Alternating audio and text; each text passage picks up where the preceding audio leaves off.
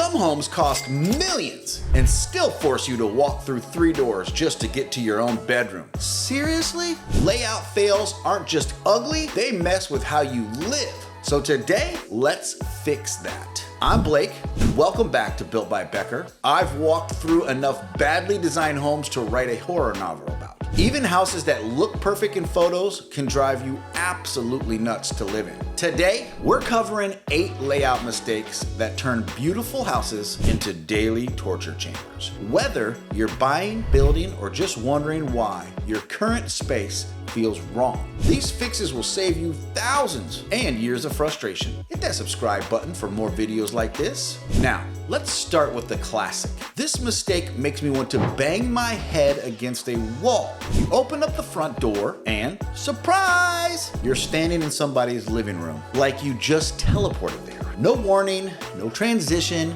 just BAM! There you are, in their personal space. This happens all the time, even in custom homes that cost more than most people's retirement funds. The homeowner wanted an open concept, so the architect said, sure thing, and deleted the entry. Now every time someone comes to the door, it feels like they're breaking into your house. You know what the problem is here? Your brain needs a buffer zone between the chaos of the outside world and your sanctuary. When you skip straight from the sidewalk sofa, it's jarring. You spend a fortune on your dream living room, then you can't relax in it because every delivery guy, neighbor, or random person at the door is basically standing in your family time. Good thing the fix doesn't have to be fancy. Just add a simple partition, a half wall, or even strategically placed bookshelf. Just give people a second to mentally shift gears from outside to, hey, I'm standing in someone's home. It's like changing clothes. You need a moment between work mode and pajama mode. But wait, that's not the end of it. Even if you manage to create an entry area, most people screw it up by making it feel like a prison cell. I'm talking about those cramped little entries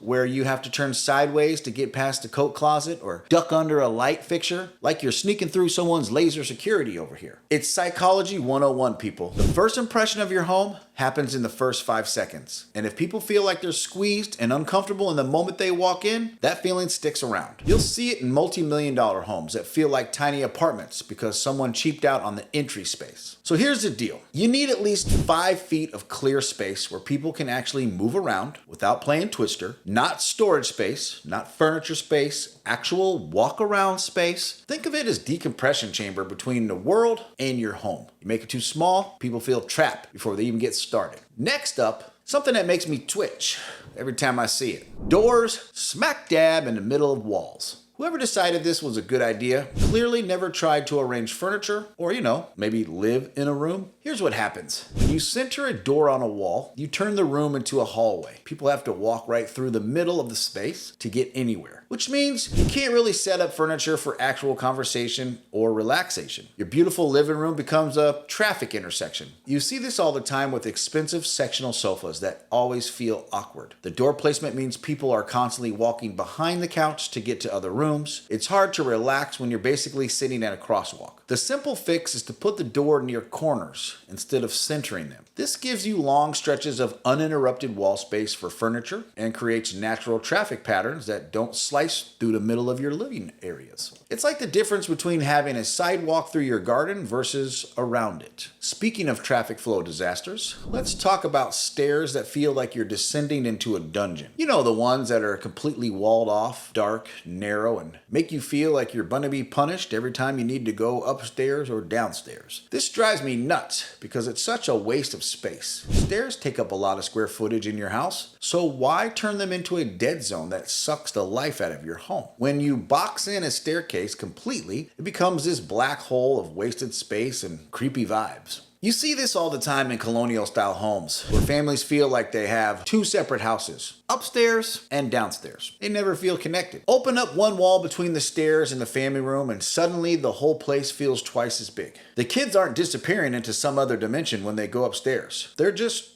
going to the second floor. The trick is making your stairs feel like part of the living space, not a separate tunnel you have to survive. Replace solid walls with railings, where you can add windows if possible. Use glass panels instead of drywall. Your stairs should connect your floors, not separate them like some kind of architectural Berlin Wall. Now, let me blow your mind with something you'll never be able to unsee. Walk down your hallway and look towards the bathroom. What do you see? If it's a toilet, Houston, we've got a problem. Nobody, and I mean nobody, wants to make eye contact with the bathroom fixtures from the living room or the hallway. It's awkward for everyone involved, especially your guests who are trying to pretend they didn't see where you handle all your personal business. Yet, I see this mistake everywhere, from starter homes to luxury custom builds. It's like architects forgot that people have to look at things, not just walk through them. Your bathroom door placement affects how comfortable everyone feels in your home. And most people don't even realize why they feel weird in certain houses. The fix depends on your layout, but you've got some options. Change the door swing so that it opens toward the vanity instead of showcasing the toilet. Sometimes just moving the toilet to a different wall solves the whole problem. The goal is to give people a view of something natural, a wall, a mirror, anything but a porcelain throne. Moving on to something that can make any room feel either amazing or absolutely dead. And if you've watched this channel before, you know what I'm gonna say. Lighting. Most rooms depend entirely on either one window or one overhead light. And that creates this flat, zombie-like atmosphere that makes you want to leave without knowing why. Here's the thing about single source lighting. It creates harsh shadows and no depth. Your room feels smaller, colors look washed out, and people naturally don't want to hang out in there. It's the same reason horror movies use single light sources to make everything feel creepy and uncomfortable. Professional photographers figured this out decades ago. You'll need multiple light sources to make anything feel good or look good and welcoming. Same principle applies to your living spaces. If you've got a window on one wall, add some light sources on the opposite side. Use mirrors to bounce natural light around. Layer your artificial lighting with floor lamps, table lamps, and overhead fixtures working together. Take a dining room that feels like an interrogation chamber, add one side window and strategically place a mirror, and suddenly it becomes a place where people actually want to eat dinner. Same room, same furniture, completely different vibe. Now, let's talk about something that makes me want to cry because it represents so much wasted money and potential. Balconies that no one ever uses. I swear, 90% of balconies are just expensive places to store outdoor furniture that gets rained on, dirty, and thrown away. These things are too small, too exposed, and too uncomfortable to actually spend a time on. A 4-foot deep balcony might look cute from the street, but all you can do is stand out there and pretend that you're enjoying yourself while the wind tries to blow you back inside. But hey, who am I to crush your dreams of a Romeo and Juliet moment, right? So let me tell you how you can actually pull it off right. You're gonna need to build a balcony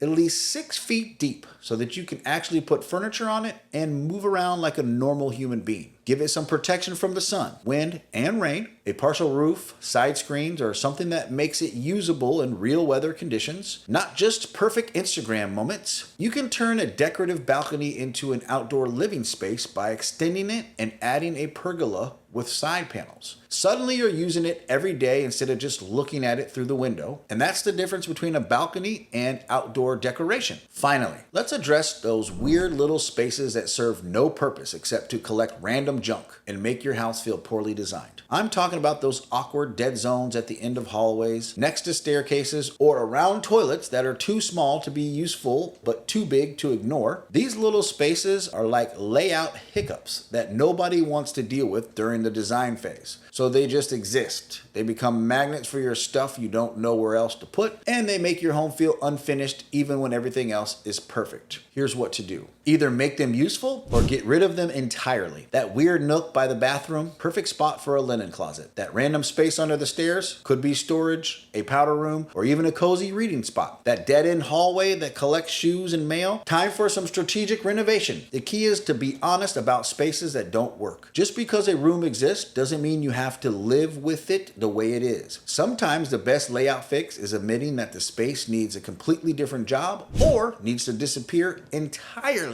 So there you have it. 8 layout mistakes that can turn even expensive homes into daily frustration factories. Before you fall in love with any floor plan, run through this checklist. These problems are easy to miss when you're distracted by beautiful countertops and fancy fixtures, but they'll drive you crazy every single day. And don't forget to like and subscribe. We want to see you on the next one. Drop a comment and let me know some of your layout mistakes and frustrations that you're dealing with. And as always, I'm Blake from Built by Becker. Thank you for watching.